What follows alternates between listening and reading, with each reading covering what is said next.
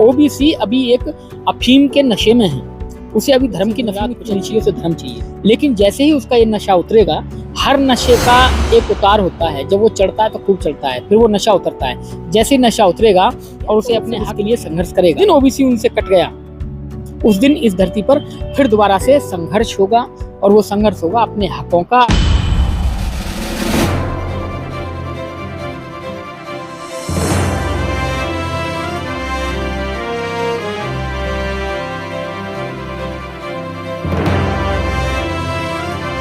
जब बौद्ध लोगों को पता चलेगी भी यहाँ हमारी भी स्थान था और दोबारा खुदाई होगी, तो पता चलेगा यहाँ बुद्ध का शासन था।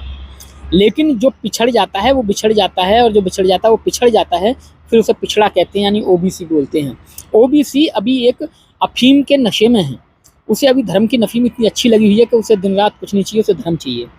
लेकिन जैसे ही उसका ये नशा उतरेगा, हर नशे का एक उतार होता है। जब वो चढ़ता है तो खूब चढ़ता है, फिर वो नशा उतरता है। जैसे ही नशा उतरेगा और उसे अपने हक दिखाई देंगे, तो वो फिर इसके लिए संघर्ष करेगा। SC ST तो लड़ ही रहा है, उसने तो हर चीज़ यहाँ लड़के ही पाई है, छीन के पाई है, मशक्कत करके पाई है, आराम से उसे नहीं मिला है। लेकिन बात ओबीसी की, जिस दिन ओबीसी उनसे कट गया, उस दिन इस धरती पर फिर दोबारा से संघर्ष होगा, और वो संघर्ष होगा अपने हकों का, अपने जो अपनी हक हकूक़ हैं उनकी लड़ाई के लिए। कि इतने दिन तक आपने हमें धर्म की अफीम चटाई रखी और हम नशे में डूब रहे, लेकिन अब नशा उतर गया। अब हमें पूरी समानता चाहिए, जो संविधान में लिखा हुआ है, समानता का अधिकार, बराबरी का अधिकार और अवसर की समानता। हमें हर जगह हक चाहिए। अगर ओबीसी के लोग अपना हक मांगते हैं, अपना पूरा आरक्षण मांगते हैं, तो कम से कम 50% ओबीसी प्रोफेसर होंगे यूनिवर्सिटियों में, 50% जज होंगे हर कोर्ट में, हाई कोर्ट हो, सुप्रीम कोर्ट हो, चाहे डिस्ट्रिक्ट कोर्ट हो, चाहे तहसील का कोर्ट, कोई भी हो। लेकिन अभी उन्हें पता नहीं, अभी उन्हें सिर्फ धर्म चाहिए। अभी वो धर्म पे लगे हुए हैं। तो शुक्र है कि 22 तारीख के बाद उन्हें धर्म मिल जाएगा। उसके बाद फिर रिजल्ट भी देखना होता है, कभी जो धर्म मिला हमें, राम जो प्राण प्रतिष्ठित हुए, उनका हम पे क्या प्रभाव पड़ रहा है और क्या नहीं। उसके बाद में फिर सब पता चल जाएगा क्या होना है क्या नहीं है। तो बौद्ध नगरी थी साकेत, बौद्धों का कत्लेआम करके इसे अयोध्या बनाया गया और धीरे धीरे यहाँ हुआ।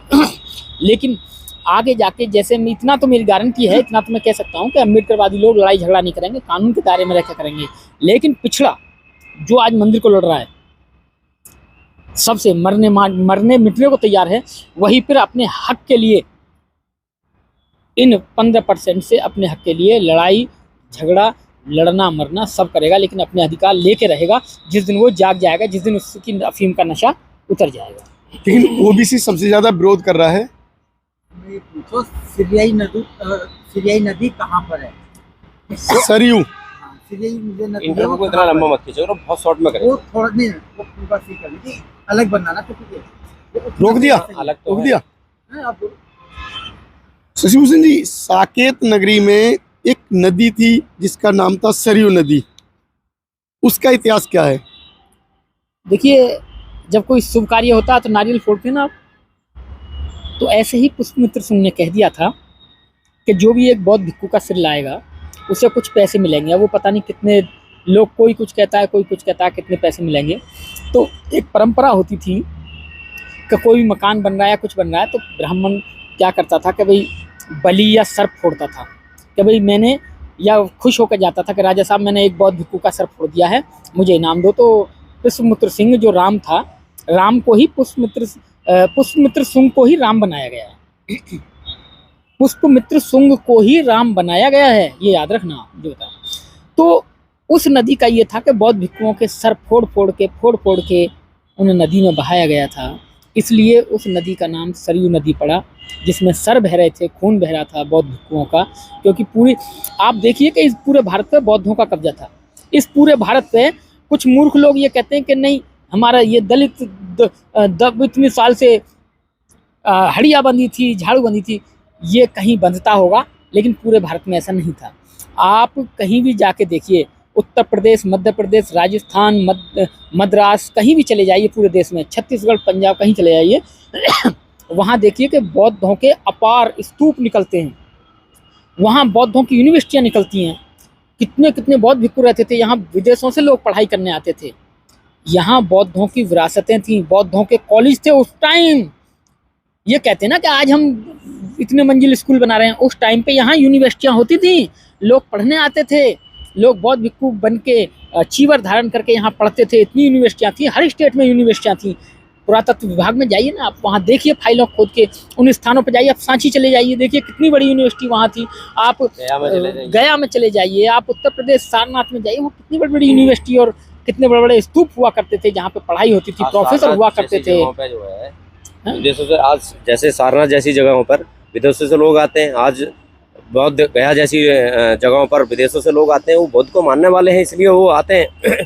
दूसरी बात, ये जो ओबीसी का जो सबसे ज़्यादा ओबीसी को और एससी को नशा चढ़ा हुआ है ना, ये राम प्रतिष्ठा का, तो ये आगे जाके पता चल जाएगा। क्योंकि उसी नगरी को, जहाँ पहले बौद्ध की नगरी थी, जिसको बौद्ध की नगरी से जाना जाता था, आज उन्होंने अयोध्या के नाम से उसको बना दिया है और उसमें राम प्रतिष्ठा हो रही है।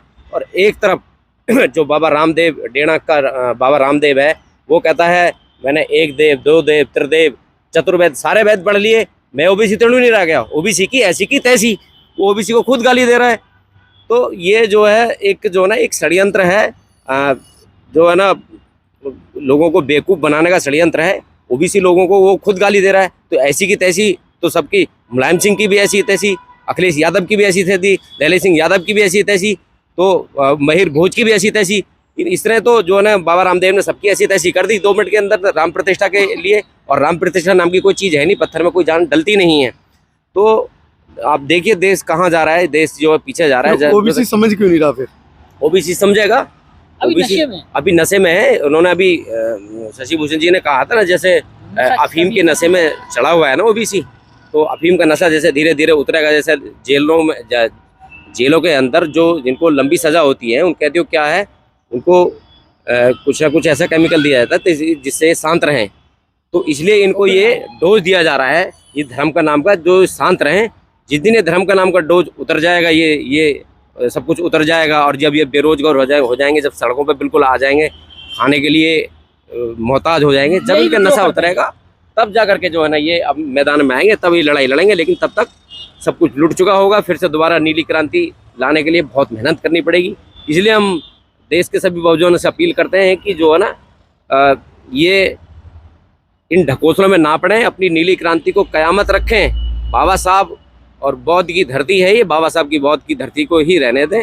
इसमें सभी का जो है कल्याण है, सभी का जो है कल्याण है। साथियों, जो ये हमारे साथी हैं, इन्होंने जो शब्द कहे वो आपको कैसे लगे, कमेंट बॉक्स में राय दें।